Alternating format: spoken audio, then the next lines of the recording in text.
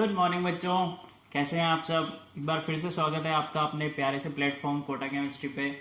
This is your Aqib Hussain Hakimi. बच्चों, आज हम स्टार्ट करेंगे सेकंड केमिकल कंपाउंड्स या कार्बन कंपाउंड्स आप कह लीजिए, that is your ethanoic acid. Okay, previous class में हमने एक कार्बन कंपाउंड पढ़ लिया है एथेनॉल के बारे में। आज हम सेकंड पढ़ने वाले हैं एथेनोइक एसिड के बारे में।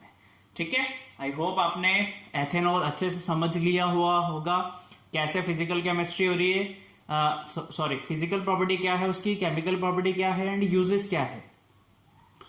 अभी जब सिलेबस मिनिमाइज नहीं हुआ था उससे पहले ये बहुत इंपॉर्टेंट था, डायरेक्टली बोर्ड में पूछा जाता था। ठीक है, but NTSC point of view से भी इंपॉर्टेंट है, इसलिए हम पढ़ रहे हैं, है ना। अदरवाइज तो हमारा सिलेबस होमोलोगस सीरीज से ही पूरा हो चुका है, इतना पढ़ने की जरूरत नहीं है। बट हमें क्या करना है, कंपटीशन भी देखना है बेटा, फर्दर क्लासेस के लिए भी हमें क्या करना है, अपने माइंड को प्रिपेयर करके चलना है। इसलिए हम अभी से ही जो सरफेस से है पढ़ के चल रहे हैं, मैकेनिज्म हम फर्दर क्लासेस में डिस्कस करेंगे। Okay, so let's start the class. Okay, with the name of ethanoic acid. तो एथेनोइक एसिड का फॉर्मूला क्या होता है बच्चों? सबसे पहले तो आप मॉलिक्यूलर फॉर्मूला कह लो या केमिकल फॉर्मूला कह लो, क्या होगा? CH3COOH, ऐसे ही होता था, यही है। क्यों है देखो, एथेनोइक एसिड क्यों बोल रहे हैं बच्चों? एक कार्बन दो कार्बन को हम बोलते हैं बेटा लोग ईथ, सिंगल बॉन्ड है इसलिए N, और OH ये लग रहा है COOH, इसलिए हमने बोल दिया ओइक एसिड। तो नेम किस तरीके से बना समझ में आ गया आपको। अब देखो स्ट्रक्चरल फॉर्मूला कैसे होगा। पहली बात तो आपको पता होना चाहिए स्ट्रक्चरल फॉर्मूला होता क्या है। चलो, इधर भी हाइड्रोजन, इधर भी हाइड्रोजन, इधर भी हाइड्रोजन, इधर जुड़ता है आपके ऑक्सीजन और ये OH। ठीक है, ये है आपका स्ट्रक्चरल फॉर्मूला। तो ये तो देखो बन गया, ये एक कार्बन के साथ 3 हाइड्रोजन यही जुड़ रहे हैं। इधर देखो एक कार्बन के साथ 2 ऑक्सीजन और 1 हाइड्रोजन, वैलेंसी चेक कर लो 1 2 3 4, सबकी वैलेंसी कंप्लीट है। स्ट्रक्चरल फॉर्मूला यही होगा आपका। अब कॉमन नेम की मैं बात करूं बेटा, तो कॉमन नेम होता है इसका एसिटिक एसिड। क्या होता है? Acetic acid. ये आप एसिड बेस एंड सॉल्ट में पढ़ के आए हो, बहुत अच्छे तरीके से पढ़ के आए हो बेटा कि एसिटिक एसिड क्या होता है ना। एसिटिक एसिड या आप कह लो वीक एसिड होता है। कैसा एसिड होता है? वीक एसिड होता है। और भी अगर बोले हम तो मोनोबेसिक एसिड होता है। कैसा होता है? Monobasic acid. मोनोबेसिक एसिड यानी अगर हम इसे डिसॉल्व कर रहे हैं वाटर में तो क्या करेगा बेटा? पार्शियली आयनाइज्ड होगा। पहली बात तो क्योंकि वीक एसिड है, और मोनोबेसिक एसिड का मतलब है जब भी हम डिसॉल्व करेंगे हाइड्रोजन कितने देगा हमें? 1 हाइड्रोजन देगा वाटर में। बात समझ में आ रही है? पार्शियली आयनाइज्ड होगा और हमेशा 1 हाइड्रोजन रिलीज करेगा अपना, इसलिए हम कह रहे हैं कि क्या है? Mono acid. IUPAC नेम क्या है बेटा? वही एथेनोइक एसिड। एथेनोइक एसिड ये IUPAC नेम है। अब एक्शन ऑन लिटमस ये आप इजीली बता दोगे जिसमें एसिड बेस एंड सॉल्ट्स अच्छे से पढ़ा है।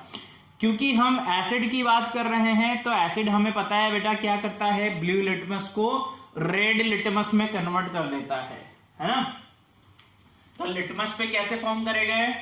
Turns blue litmus to red. ठीक है, क्योंकि क्या है? एसिड है, और एसिड क्या करता है बच्चों?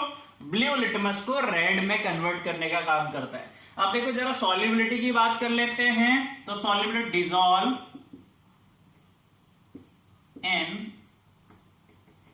Polar solvent. पोलर सॉल्वेंट आपको पता ही है क्या क्या होते हैं, लाइक वाटर में डिसॉल्व हो जाएगा, एल्कोहल, ईथर, है ना, इन सब में डिसॉल्व होता है। And not dissolve in non polar solvent. Non polar solvent, non polar solvent जो होते हैं बच्चों आपके, उसमें सॉल्युबिलिटी यानी डिसॉल्व नहीं होता है एथेनोइक एसिड। बात समझ में आ रही है? तो ये क्या है? जनरल इंफॉर्मेशन है। अब बात कर लेते हैं अकरेंस कहां से हुई इसकी। सो बच्चों फर्स्ट टाइम 1720 में स्टेल एक साइंटिस्ट थे जिन्होंने इसकी डिस्कवरी की थी। फर्स्ट टाइम प्योर स्टेट में इन्होंने डिस्कवर किया था। अर्लियर टाइम से ही एथेनोइक एसिड को किस नाम से जाना जाता है बच्चों? विनेगर के नाम से जाना जाता है। एथेनोइक एसिड तो कब से जाना गया? 1720 से, जब स्टेल ने इसकी डिस्कवरी की तब से इसका नाम पड़ा एथेनोइक एसिड, या आप कह लें कि IUPAC जब से आया है तब से नेम क्या हो गया इसका? Ethanoic acid. वरना अर्लियर टाइम में इसे क्या जाना जाता था, किस नेम से जाना जाता था? इसे विनेगर के नेम से ही जाना जाता था। अच्छा, तो विनेगर क्या होता है बच्चों? विनेगर होता तो एथेनोइक एसिड ही है, बट उसमें क्या होता है, कुछ क्वांटिटी में वाटर मिक्स होता है। 5 to 6% वाटर मिक्स होता है विनेगर में, ठीक है, एथेनोइक एसिड में। तो हम उसे क्या बोल देते हैं? विनेगर। बात समझ में आ रही है? देखो हमने लिखा है अकरेंस यहां पर, is known as vinegar from ancient times. अब और कहां कहां मिलता है हमें विनेगर या ethanoic acid? It is also present in some fruit juice and in the combined form it is also present in many perfumed oils. Perfumed oils जो आते हैं बच्चों उसमें भी एथेनोइक एसिड होता है कंबाइंड फॉर्म में, और कुछ फ्रूट जूस है वहां से भी वह पाया जाता था। तो ये आपकी अकरेंस है, एथेनोइक एसिड कहां से हमें मिला है। बात समझ में आ रही है? चलो अब देखते हैं फिजिकल प्रॉपर्टी क्या क्या होती है, देन केमिकल प्रॉपर्टी के बारे में हम डिस्कस करेंगे। फर्स्ट फिजिकल प्रॉपर्टी है बेटा कि होता कैसा है ये? कलरलेस होता है। कैसा होता है? कलरलेस, यानी कोई कलर नहीं होता। विस्कस होता है, यानी थोड़ा सा लिक्विड और सॉलिड के बीच का जो प्लेस होता है, जो स्टेट होता है, विस्कस, विस्कोसिटी जिसे आप बोलते हैं, वैसा होता है। बट स्मेल की अगर हम बात करें तो बहुत तीखी सी इरिटेटिंग सी स्मेल होती है इसकी, बहुत तीखी सी इरिटेटिंग सी स्मेल होती है किसकी? विनेगर की, जिसे हम पहचान सकते हैं कि ये क्या है, कौन सा सब्सटेंस है? विनेगर है। बात समझ में आ रही है? बॉइलिंग पॉइंट की अगर हम बात करें बच्चों तो होता है 391 केल्विन। कितना होता है? 391 केल्विन पे बॉयल होने लग जाता है। डिसॉल्व किस किस में हो जाता है? वाटर में, एल्कोहल में एंड ईथर में। और जब वाटर में हम एथेनोइक एसिड को डिसॉल्व करते हैं बच्चों तो हम देखते हैं कि क्या हो रहा है? इवोल्यूशन ऑफ हीट होती है, और जो वॉल्यूम है सॉल्यूशन का वो भी कम हो जाता है, ठीक है। हीट की फॉर्म में क्या होती है? हीट इवॉल्व होगी। हीट जब इवॉल्व होगी तो जो वॉल्यूम है सॉल्यूशन का वो भी कम हो जाएगा। कब? जब हम एथेनोइक एसिड को या विनेगर को वाटर के साथ मिक्स करते हैं। तो ये एक इंपॉर्टेंट पॉइंट है, मैंने लिखा है ब्रैकेट में ताकि आपको याद रहे क्या होता है। अब आया बहुत ही इंपॉर्टेंट चीज, मेल्टिंग पॉइंट कितना होता है? 290 केल्विन। मेल्टिंग पॉइंट इसका होता है बच्चों 290 केल्विन, ठीक है। अब देखो कई जगह कहीं पर क्या होता है? ये फ्रीज हो जाता है। क्या हो जाता है? ये फ्रीज, यानी कोल्ड प्लेस पे आप ले जाओगे इसे, कोल्ड क्लाइमेट में आप ले जाओगे तो ये क्या हो जाता है? फ्रीज हो जाता है। और जब एथेनोइक एसिड फ्रीज हो जाता है बच्चों तो उसे हम बोलते हैं ग्लेशियल एसिटिक एसिड। क्या बोलते हैं? Glacial acetic acid. That is very much important point कि ग्लेशियल एसिटिक एसिड किसे बोलते हैं? कि फ्रीजिंग स्टेट में जो एथेनोइक एसिड पाया जाता है उसे ही हम ग्लेशियल बोलते हैं, क्योंकि फ्रीज फॉर्म में पाया जा रहा है। बात समझ में आ रही है? या आप बोले कि टोटली फ्री फ्रॉम वाटर, यानी प्योर फॉर्म में जो एथेनोइक एसिड होता है जो फ्रीज हुआ होता है उसे हम बोलते हैं ग्लेशियल एसिटिक एसिड। बात समझ में आ रही है बच्चों? तो ये है आपकी physical properties of ethanoic acid, ठीक है। आ जाओ अब डिस्कस कर लेते हैं केमिकल प्रॉपर्टी के बारे में। चलो भाई स्क्रीनशॉट ले लो आप इसका पहले, देन हम केमिकल प्रॉपर्टी के बारे में डिस्कस करते हैं। ले लिया? 1 2 3 टेक अ स्क्रीनशॉट। चलो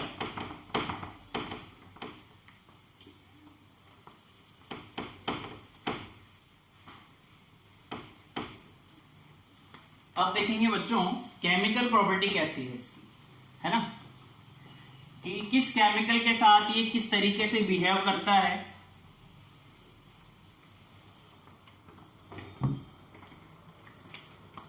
केमिकल प्रॉपर्टीज, केमिकल प्रॉपर्टीज में सबसे पहले बात करेंगे बच्चों हम एसिडिक कैरेक्टर के बारे में। एसिडिक कैरेक्टर, तो एसिडिक कैरेक्टर कैसा होता है इसका बच्चों? मोनो एसिडिक है। कैसा है? मोनोबेसिक एसिड है। कैसा है? मोनोबेसिक एसिड, यानी क्या करेगा, एक हाइड्रोजन रिलीज करेगा, एक H+ देगा जब भी हम वाटर में डिसॉल्व करेंगे, और वो कहां से देगा, किस ग्रुप से देगा बेटा, जो COOH होता है उससे ही ये क्या करता है, अपना एक हाइड्रोजन रिलीज करता है। बात समझ में आ रही है। अब चलो एसिड है तो ये क्या करेगा, जब भी हम इसकी रिएक्शन कराएंगे किसी बेस के साथ तो न्यूट्रलाइज कर देगा उसे, या न्यूट्रलाइजेशन रिएक्शन फॉर्म करेगा। देखो किस तरीके से करेगा। फर्स्ट हम कह रहे हैं कि जब भी ये रिएक्शन किसी एसिड किसी बेस के साथ रिएक्ट करेगा, है ना, तो भाई देखो ये है मेरे पास एथेनोइक एसिड, ये है मेरे पास सोडियम हाइड्रोक्साइड, ये है बेस। क्या है बच्चों, ये बेस है। जब ये इसके साथ रिएक्ट करेगा तो क्या होगा, देखो मुझे पता है कि जब भी मैं रिएक्शन कराता था किसी एसिड और बेस की तो मेरे पास क्या मिलता था बच्चों, मुझे हमेशा सोल्ट एंड वाटर फॉर्म होता था। This is your salt and this is your water. तो यहां पर भी वैसा ही होगा, हमेशा क्या फॉर्म होगा, सोल्ट और वाटर ही फॉर्म होगा। तो देखो कौन सा सोल्ट और कौन सा वाटर फॉर्म होता है, वाटर तो वही होगा। सोल्ट देखो जरा, यहां से निकलेगा ये वाला हाइड्रोजन, क्योंकि मैंने आपको बताया कि हाइड्रोजन कौन सा जाता है, ये वाला, तो ये रहा वो ग्रुप, तो यहां से हाइड्रोजन निकलेगा और यहां से OH निकलेगा। ठीक है, बात समझ में आ रही है। तो बनेगा क्या बच्चों, देखो जरा CH3COO, ये वाला हाइड्रोजन तो रिलीज हो गया, सोडियम इधर आके जुड़ जाएगा। क्या बन गया ये, देखो सोडियम एसीटेट, क्या बन गया, सोडियम एसीटेट, और साथ में क्या निकलेगा बेटा, वाटर। इसे आप क्या बोल सकते हैं, और देखो जरा सोडियम इथेनोएट,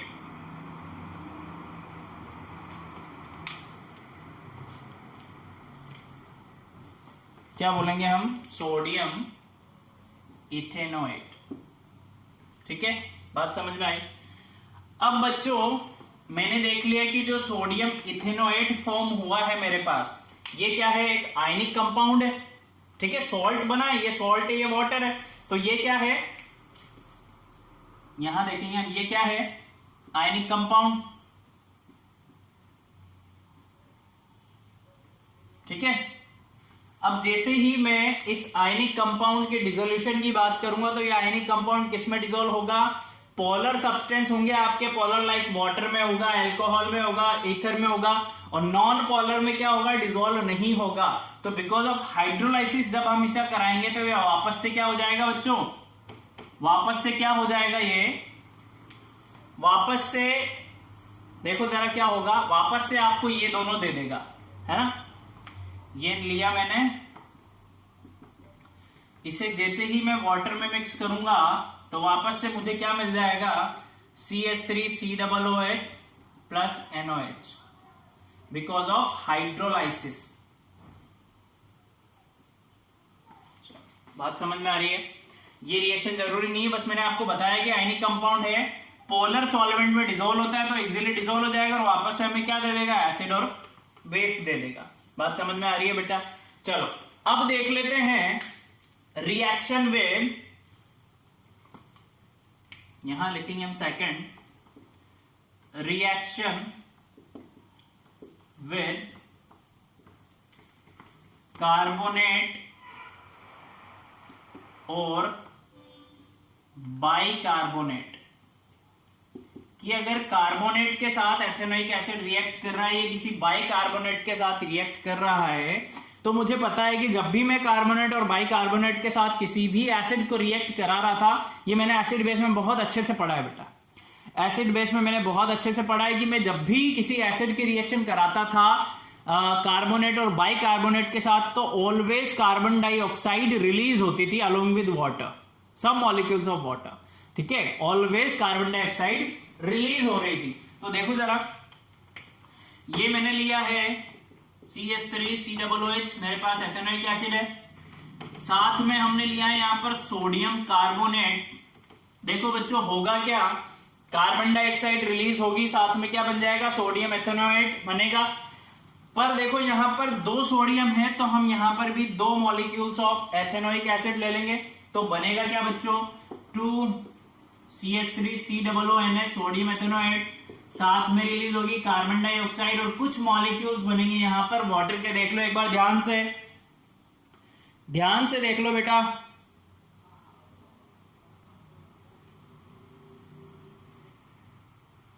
समझ में आ रही है बात? ये भी क्या हो जाएगी, इरिवर्सिबल रिएक्शन है और ये भी इरिवर्सिबल होगी।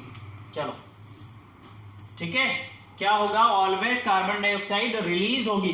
अब ये हो गया कार्बोनेट। अब बाइकार्बोनेट के साथ देख लेते हैं। तो बाइकार्बोनेट के साथ देखो जरा, ये हो A और ये है B, CH3COOH। बाइकार्बोनेट होता है आपका NaHCO3। यहां पर एक ही सोडियम है तो 2 मॉलिक्यूल्स की जरूरत नहीं है, एक में भी काम हो जाएगा हमारे पास। बनेगा क्या बच्चों, CH3COONA, साथ में कार्बन डाइऑक्साइड रिलीज होगी और वाटर मॉलिक्यूल आपको मिल जाएगा। तो जब भी कार्बोनेट और बाइकार्बोनेट की बात आए, कोई भी एसिड रिएक्ट करे तो हमेशा क्या होगा, कार्बन डाइऑक्साइड तो रिलीज होगी ही सही। बात समझ में आ रही है? समझ में आ रही है बेटा बात? अब चलो नेक्स्ट प्रॉपर्टी देख लेते हैं इसकी। यहां तो हमने देख लिया कि कार्बोनेट और बाइकार्बोनेट के साथ क्या हो रहा है। अब देखते हैं जरा कोई मेटल मिक्स करने पे क्या हो रहा है।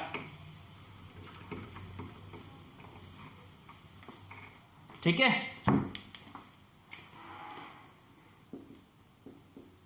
Reaction with metals.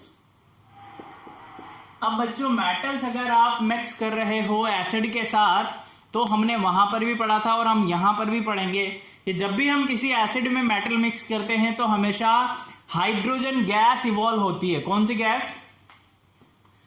Metals like आप कुछ भी कर सकते हो। मेटल्स कौन कौन सी मिक्स कर सकते हो आप, कुछ भी ले लो, सोडियम ले लो, जिंक ले लो, मैग्नीशियम ले लो। ठीक है, तो क्या होगा बच्चों, evolution of hydrogen gas. Hydrogen gas हमेशा इवॉल्व होगी। कैसे होगी देखो जरा, ये मेरे पास एसिड, मेरा एथेनोइक एसिड, मैंने क्या किया, सोडियम मिक्स कर दिया तो होगा क्या जरा देखो, जैसे ही मैं सोडियम मिक्स करूंगा बच्चों तो ये यहां से क्या हो जाएगा, रिलीज हो जाएगा। देखो ध्यान से देखो, अब मेरे को चाहिए 2 हाइड्रोजन, क्योंकि H2 बनाने के लिए 2 हाइड्रोजन चाहिए, पर यहां तो एक ही हाइड्रोजन है तो हम लेंगे 2 मॉलिक्यूल्स और यहां पर ये भी लेंगे 2। ठीक है, तो बना के देख लेते हैं क्या बनेगा, ट्वाइस ऑफ CH3COONA यानी सोडियम एसीटेट। इसे सोडियम एसीटेट कॉमन नेम है, IUPAC नेम क्या है इसका बेटा, सोडियम एथेनोएट, ये लिखा हुआ है सोडियम एथेनोएट। कॉमन नेम की आज बात करें तो सोडियम एसीटेट भी आप बोल सकते हैं। साथ में हाइड्रोजन गैस रिलीज हो जाएगी। चलो अब की बार क्या करते हैं, हम जिंक मेटल डिसॉल्व करके देख लेते हैं। तो बनेगा क्या बेटा, CH3COOZN, ऐसा ही कुछ बनेगा।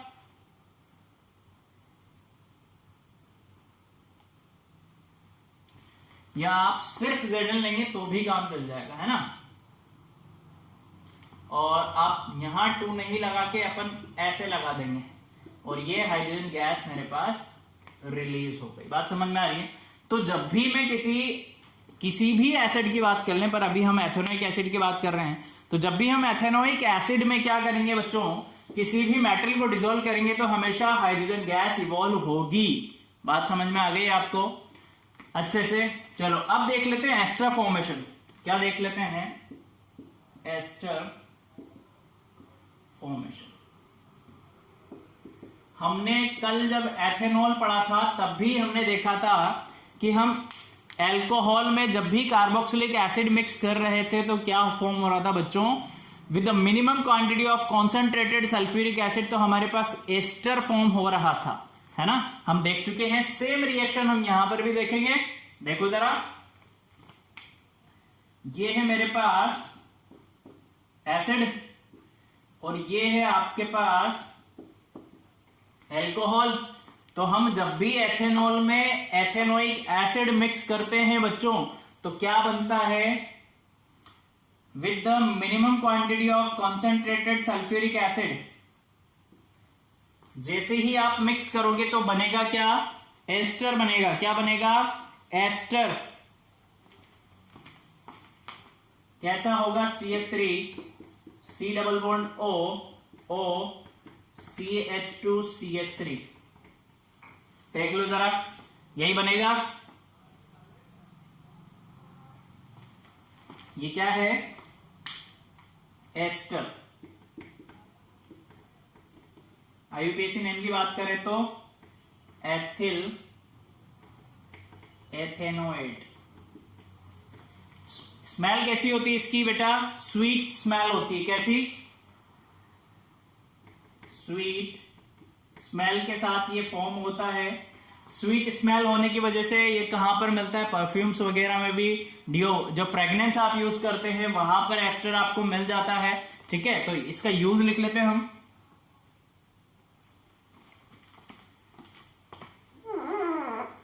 यहां पर यूजेस डाल के लिखेंगे, इसकी स्वीट स्मेल होने की वजह से as a solvent,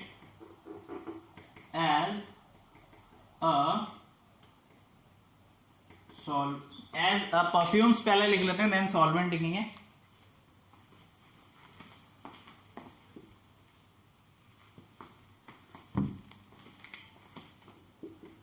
for making perfumes. ठीक है, second as a flavouring agent, flavour देने के लिए, डिफरेंट फ्लेवर लाने के लिए भी एस्टर का ही यूज किया जाता है। ठीक है, तो आप इतना नोट करो बेटा, जल्दी से फटाफट से नोट डाउन कर लो।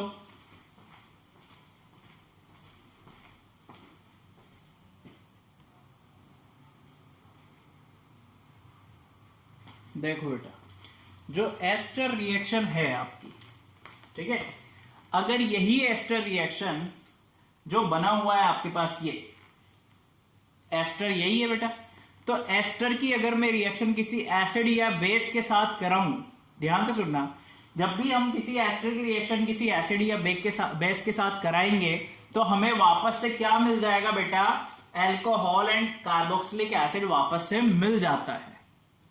ठीक है, और ये रिएक्शन बहुत इंपॉर्टेंट है। क्यों, क्योंकि ये रिएक्शन यूज की जाती है बच्चों प्रिपरेशन ऑफ सोप के लिए, सोप बनाने के लिए, जिसे हम बोलते हैं सेपोनिफिकेशन। क्या बोलते हैं, सेपोनिफिकेशन आप बोलते हैं। अपन जब नेक्स्ट अभी पढ़ेंगे आगे सोप और डिटर्जेंट के बारे में, तब हम ये रिएक्शन यूज लेंगे। इसलिए बहुत इंपॉर्टेंट रिएक्शन है कि आप अपन क्या करेंगे, जब भी किसी एस्टर की रिएक्शन, बेस मैंने यहां पर लिया है, आप एसिड भी ले सकते हो, तो कराते ही आपको क्या मिल जाएगा, एल्कोहल। ये एल्कोहल है बेटा, और ये क्या है, कार्बोक्सिलिक एसिड आपको मिल जाएगा।